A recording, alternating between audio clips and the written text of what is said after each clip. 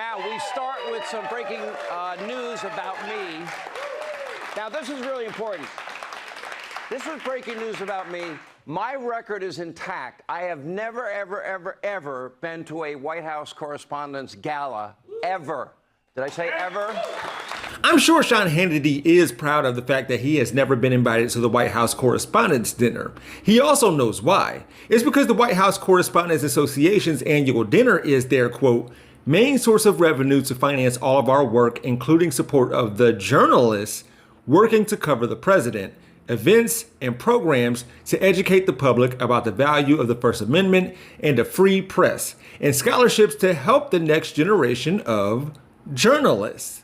And look, I'll give it to him. Among the other things Hannity knows, it's what he is and isn't.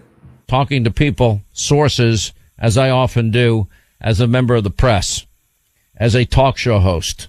Hannity, you say you're not a journalist. You're right, I'm a talk show host.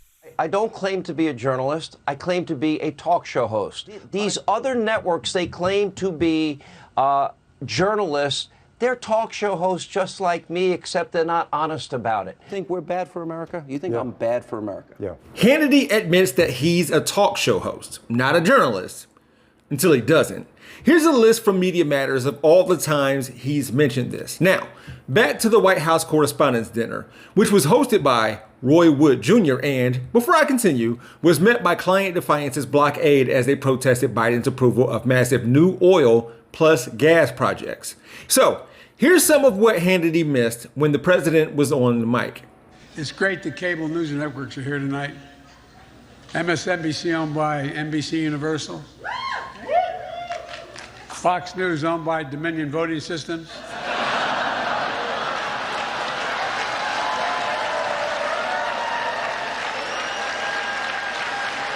Last year, your favorite Fox News reporters were able to attend because they were fully vaccinated and boosted. This year, with that $787 million settlement, they're here because they couldn't say no to a free meal.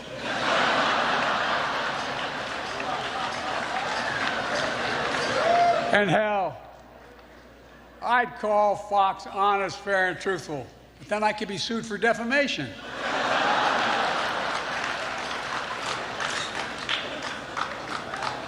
Correspondents seem to think it was funny. Maybe talk show hosts would have too. I don't know. For a not a journalist, maybe Hannity would actually reject an invite, if ever given one, to a party that's going to make fun of the man he's tied himself to. And then, of course, there's Donald Trump. Donald Trump has been saying that he will run for president as a Republican, which is surprising since I just assumed he was running as a joke.